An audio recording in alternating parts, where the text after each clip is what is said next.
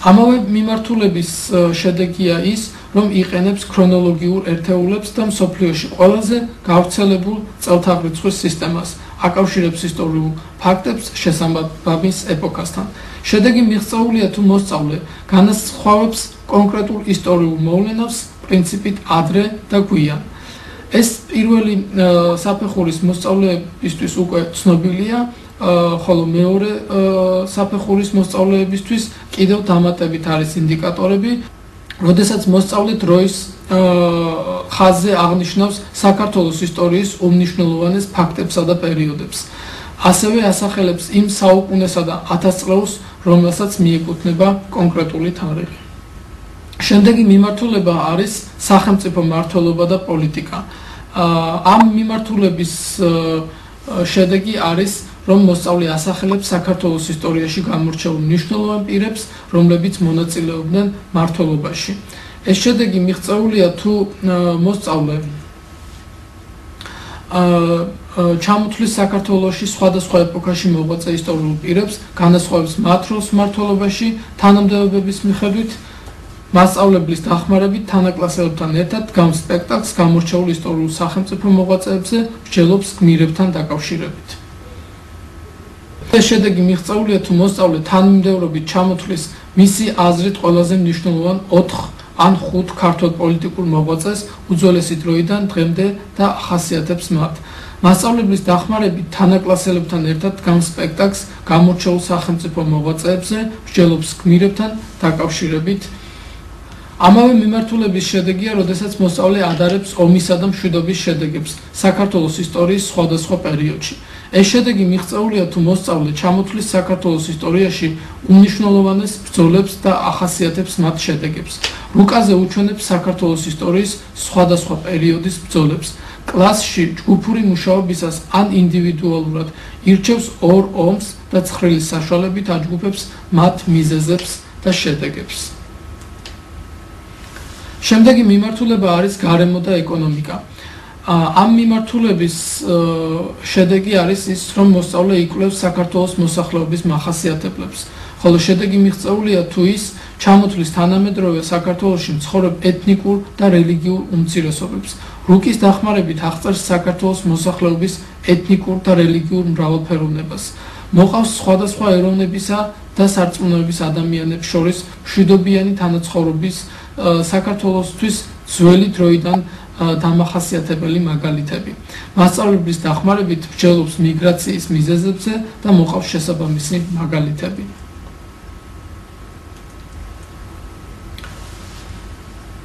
ასევე ამ მიმართულების შედეგია, როდესაც მოსწავლე აკავშირებს საქართველოს ისტორიულ ეთნოგრაფიულ მხარეებს დასახლების ტიპებთან. შედეგი მიღწეულია თუ მოსწავლე ვიზუალური მასალის გამოყენებით აღწერს საქართველოს სხვადასხვა ისტორიულ ეთნოგრაფიულ მხარისთვის დამახასიათებელ სხვადასხვა ტიპის დასახლებებს და საცხოვრებლებს და ფორტიფიკაციო ნაგებობებს. უკავშირებს სახლების, ციხესიმაგრეების, ეკლესიების არქიტექტურას, გეოგრაფიულ გარემოს. შემდეგი მიმართულება არის ადამიანი და საზოგადოება. ამ შემთხვევაში მისი შედეგი არის ის, რომ მოსწავლე ახასიათებს ადამიანის სხვადასხვა საზოგადოებისადმი მიკუთვნების ნიშან-თვისებებსა და პირობებს. ეს შედეგი მიღწეულია თუ მოსწავლე ასახელებს იმ ერთობებსა თუ საზოგადოებებს, რომელთა წევრადაც მიაჩნია საკუთარი თავი. განასხვავებს საკუთარი თავის სხვადასხვა საზოგადოებისადმი მიკუთვნების პირობებს. ჩამოთვლის რომელიმე ერთობისა თუ საზოგადოების წევრთა საერთო ნიშან-თვისებებს. გამოყოფს მსგავს ნიშან-თვისებებს. ამავე მიმართულების შედეგია, როდესაც ადარებს სხვადასხვა საზოგადოებებს მათთვის დამახასიათებელი ნიშან-თვისებებისა და წესების მიხედვით. ეს შედეგი მიღწეულია თუ მოსწავლე ასახელებს მისთვის ნაცნობი ერთობისა თუ საზოგადოებისთვის დამახასიათებელ თვისებებსა და წესებს, არსებულ გარემოს ან საქართველოს მაგალითზე ერთი ტიპის სოციუმს მეორეს ადარებს.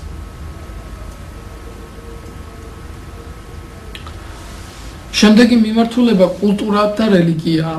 ამ მიმართულების შედეგია, როდესაც მოსწავლე აცნობიერებს საქართველოს მართლმადიდებელი ეკლესიის ისტორიის ძირითად ეტაპებს, ჩამოთვლის საქართველოში მეტნაკლებად გავრცელებულ სხვა რელიგიებს და კონფესიებს. ეს შედეგი მიღწეულია, თუ მოსწავლე რუკაზე მიუთითებს ქრისტიანობის უმნიშვნელოვანეს ცენტრებს, ჩამოთვლის თანამედროვე საქართველოს ტერიტორიაზე ძირითადად არამართლმადიდებელ რელიგიებს და კონფესიებს, ადარებს მშობლიური ქვეყნის ყოფა ცხოვრებისთვის დამახასიათებელ და მასთან დაკავშირებულ საკულტო რიტუალებს, კულტურულ ტრადიციებს. ამავე მიმართულების შედეგია ის, რომ ჩამოთვლის ქართული კულტურის ძირითად კომპონენტებს და განიხილავს მათ ურთიერთკავშირს.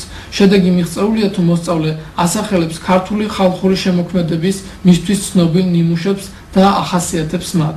ვიზუალური მასალის დახმარებით შეუძლია განასხვაოს და იმსჯელოს ქართულ კულტურაზე დასავლური ან აღმოსავლური გავლენის შესახებ. ახასიათებს ქართული კულტურის რომელიმე კომპონენტს. ამავე მიმართულების კიდევ ერთი შედეგი არის ის, რომ მოსწავლე მსჯელობს ძველი ქართველი მოგზაურების მნიშვნელობასა და გავლენაზე საქართველოში, მიმდინარე კულტურულ პროცესებში. ეს შედეგი მიღწეულია, თუ მოსწავლეს შეუძლია დაასახელოს ძველი ქართველი მოგზაურები, ინდივიდუალურად ან ჯგუფურად ერთად მსჯელობს ძველ ქართველ მოგზაურებზე, იცნობს მოგზაურობის მარშრუტს და მათ კონკრეტულ შედეგებს, ახასიათებს საზღვარგარეთ ქართველი საგანმანათლებლო კერების საქმიანობას და მათ გავლენას კულტურულ პროცესებზე საქართველოში. და მეორე საფეხურის 10-12 წლის ასაკის მოსწავლეების ჯგუფისთვის შედეგებისა და ინდიკატორების ბოლო შედეგი არის ის, რომ ჩამოთვლის ქართული კულტურის ძირითად კომპონენტებს, განიხილავს მათ ურთიერთკავშირს. ეს შედეგი მიღწეულია, თუ მოსწავლე ასახელებს ქართული ხალხური შემოქმედების მისთვის ცნობილ ნიმუშებს და ახასიათებს მათ. ვიზუალური მასალის დახმარებით შეუძლია განასხვაოს და იმსჯელოს ქართულ კულტურაზე დასავლურ ან აღმოსავლურ გავლენის შესახებ. ახასიათებს ქართული კულტურის რომელიმე კომპონენტს. ამით მეორე საფეხურის სტანდარტი დასრულებულია და ამის შემდეგ თავაზობთ საგაკვეთილო ნიმუშს, თუ რა სახით უნდა წარუდგინოთ მოსწავლეებს საგაკვეთილო მასალა და რა და რა მეთოდებით შეგვიძლია მათ მივაწოდოთ ინფორმაცია.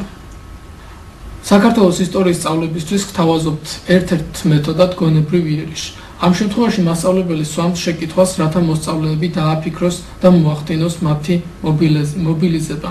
მაგალითად, კითხვები შეიძლება იყოს შემდეგი ხასიათის: რა იცით საქართველოს შესახებ? სად მდებარეობს საქართველო? ამ შემთხვევაში მოსწავლეები ფიქრდებიან და ცდილობენ თუ იციან დაასახელონ, თუ არა და გაიხსენონ მაინც თუ აქვთ მათ ეს ინფორმაცია მიღებული ადრე. შემდეგი მეთოდი არის ვენის დიაგრამა. ვენის დიაგრამა ეს არის ორი სფეროს ან მეტი სფეროსგან შემდგარი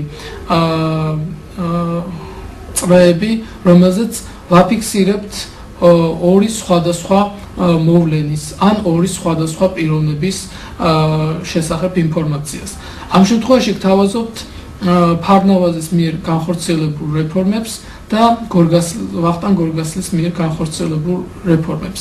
პირველ სფეროზე წარმოდგენილია ფარნავაზის გატარებული რეფორმები, ეს გახლავთ ადმინისტრაციული რეფორმა, სამხედრო რეფორმა, ქართული ანბანის შექმნა. ხოლო გორგასალის შემთხვევაში ეს არის ადმინისტრაციული რეფორმა, ასევე სამხედრო რეფორმა და დედაქალაქის მცხეთიდან თბილისში გადმოტანა. ამ ორ სფეროზე თქვენ ხედავთ, რომ პირველის შემთხვევაში არის გამოყოფილი სფეროს ცალკე ნაწილში ფარნავაზის მიერ განხორციელებულ რეფორმად ქართული ანბანის შექმნა, ხოლო მეორე სფეროზე წარმოდგენილია დედაქალაქის მცხეთიდან თბილისში გადმოტანა, რომელიც ვახტანგ გორგასალს მიეწერება. ანუ ამ ორ მეფეს საერთო აქვთ ის, რომ მათ ორივემ გაატარა ადმინისტრაციული რეფორმა და სამხედრო რეფორმა, ხოლო მათი განსხვავებები სფეროს გარე ნაწილში ჩანს. შემდეგი მეთოდი არის დროის დიაგრამა. ამ სქემაზე თქვენ ხედავთ დროის ხაზზე წარმოდგენილ ქართულ საქართველოს ისტორიიდან მნიშვნელოვან ქალ ფიგურებს.